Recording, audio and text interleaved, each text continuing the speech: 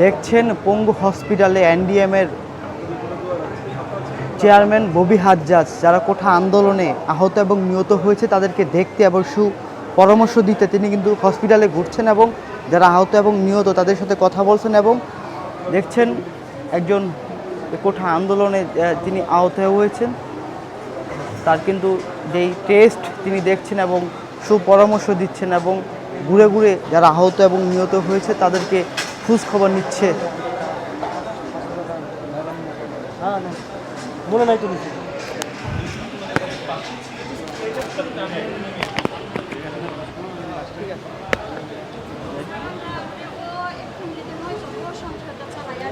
আমি আমার আব্বা আমাদের সংসারটাকে সাপোর্ট দিয়ে আসছি।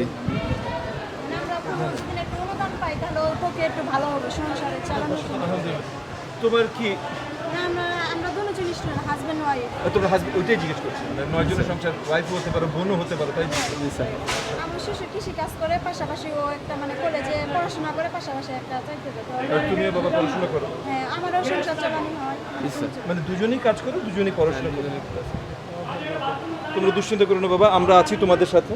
হ্যাঁ মানে আমাদের ইনশাআল্লাহ দোয়া করো। ইনশাআল্লাহ ইনশাআল্লাহ। এখানে ওই যে ওখানে যারা ভলান্টিয়ার আছেন, হ্যাঁ আমরা ওনাদের সাথে যোগাযোগ রাখছি।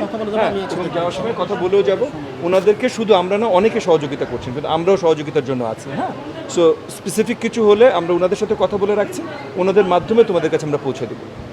ঠিক আছে? এখানে সবাই আসে বা সবাই রুমের মধ্যে সবাই দিয়ে যাবা, আমাদের মানে আসেও না, মানে কোনো কিছু আমাকে দেখে মনে হয় একটু আমি সুস্থ আছি তো এরকম ভাবে। না না না বাবা, তুমি সুস্থ আছো, আরো সুস্থ হও, ঠিক হও। এবং এগেন যেটা বললাম যে দোয়া আমরা রাখছি এবং তোমাদের প্রয়োজন যতখানি আমরা সহযোগিতা করতে পারি, যতখানি করতে পারি আমরা করতে পারি। দেখছেন এনডিএমের চেয়ারম্যান তিনি কিন্তু কোঠা আন্দোলনে যেসব শিক্ষার্থীরা আহত হয়ে পঙ্গু হসপিটালে ভর্তি আছেন, যারা কোঠা আন্দোলনে যারা আহত হয়ে পঙ্গু হসপিটালে ভর্তি আছেন তাদের খোঁজ খবর নিচ্ছে এবং তাদের সাথে কথা বলছেন, কি অবস্থা জানার চেষ্টা করছেন। অন্যদিকে উন্নত চিকিৎসার জন্য তাদের আশ্বাস দিচ্ছেন।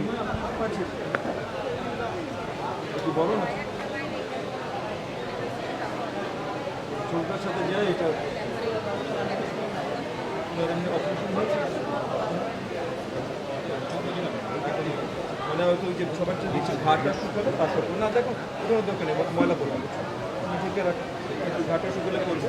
এমনি তোমাদের কিছু প্রয়োজন হলে ভলান্টিয়ারদের জানাবে, আমরা ভলান্টিয়ারদের সহযোগিতা করছি। কী ব্যাপার?